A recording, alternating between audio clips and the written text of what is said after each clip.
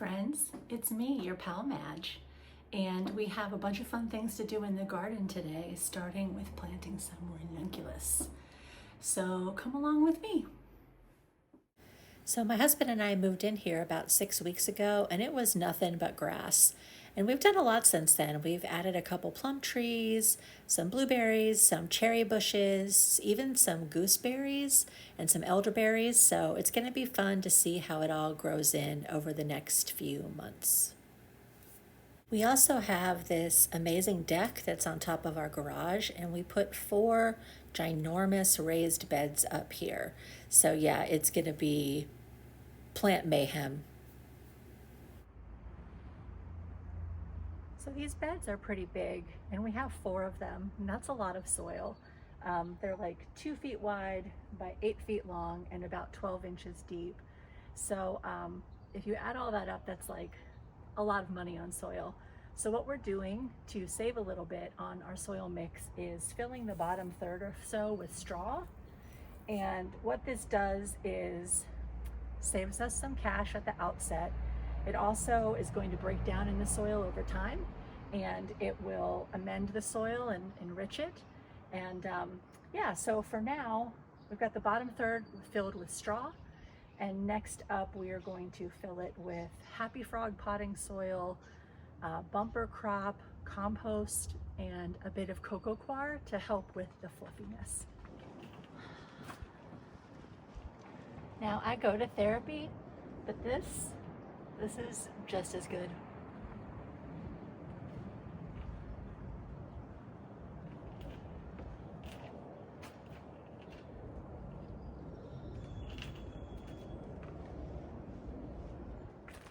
Now here's the thing, in my zone, 6B, it is a little bit late to be planting ranunculus. But, you know, I was like moving and stuff, so I didn't get to do it right away. Probably would have liked to have them out here about a month ago. But the way I learn, the way we all learn in gardening is through experimentation. So I soaked some corms yesterday, and today I'm gonna plant them and we'll see how they do.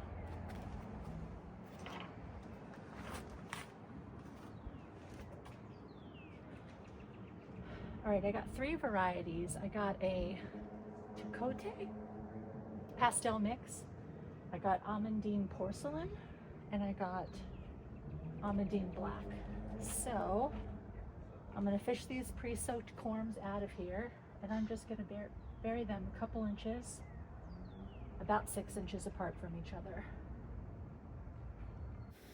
So you can see here I am placing those corms little tentacles down in the soil, and I have about 5 corms of each variety, so I'm just making a zigzag row for each of them.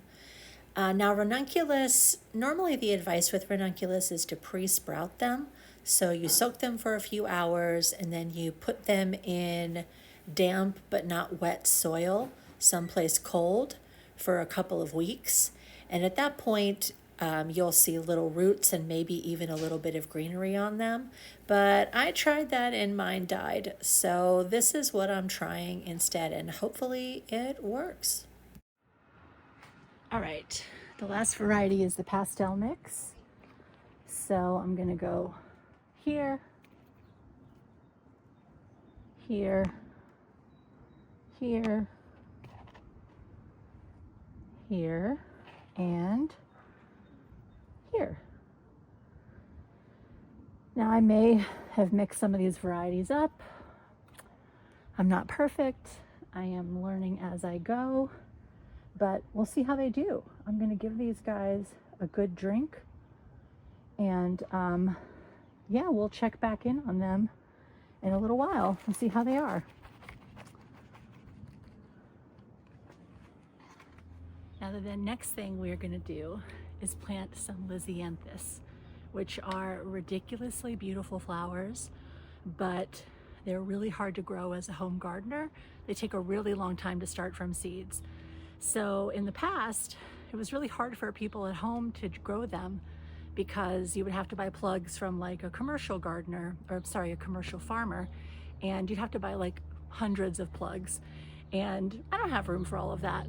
But this year, a company called Garden Club started selling plugs in small quantities. So I got myself a couple boxes of them, and look how cute they are. They come in their own little house. So cute. So I got 3 different varieties. I got a, let's see, a Lizzie Blue Chateau.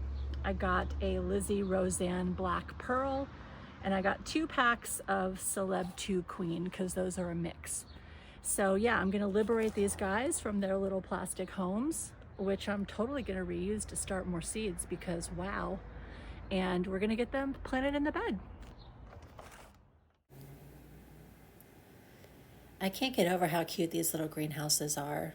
Farmer Bailey, you really did your thing when you came up with the garden club. So you're going to see me laying these out in the bed before I fully plant them. And the instructions said to plant them like 6 or 8 per square foot. So if it seems like I'm planting them a little bit close together, that's why I am. These are going to end up being like 3 feet tall.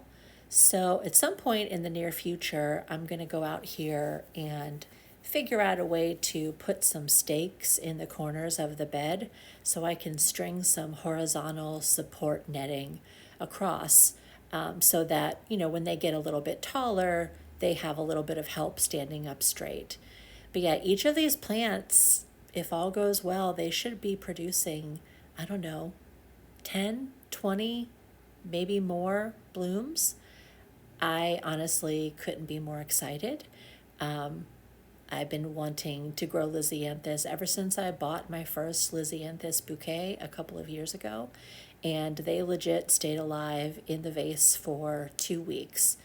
They look sort of like a cross between a frilly tulip and a rose, just honestly stunning, and they come in the most beautiful, subtle, beigey, peachy, pinky, pale blue, pale gray, light lavender kind of colors. Yeah, I'm super excited to be growing these, and I really, really hope they turn out. So Lisianthus and Ranunculus are both known as cool flowers.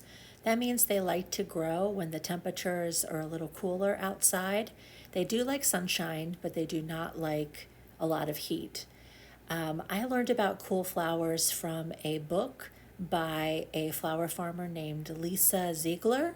I'm going to link the book in the description. It is a fantastic resource for anyone who wants to learn how to grow these flowers, because we tend to think that growing flowers is something that happens only in hot weather, but there are tons and tons of cool flowers. They like to be planted way earlier than you think. They want to go out in the soil outside before the last frost. Some of them, depending on which zone you live in, you can even start them in the fall and let them overwinter, and they'll be just fine. So the Cool Flowers book is an amazing resource that goes through the whole life cycle of how cool flowers work, and also goes through flower by flower and tells you how each one of them likes to be grown and which gardening zone they are hardy till. So like some of them are hardy to like zone 3. They can take all kinds of frost and snow and it's not going to bother them at all.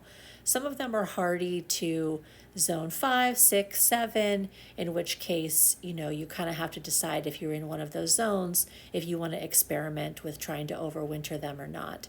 I am definitely going to try to overwinter some flowers this year. I think I'm going to try to do some ranunculus. They are really happy being overwintered with some protection in my zone, like in a low tunnel. I'm also going to try to overwinter some snapdragons because, oh God, I love snapdragons more than just about anything. You're going to see I have hundreds of snapdragon seedlings and they're going to be all over this garden.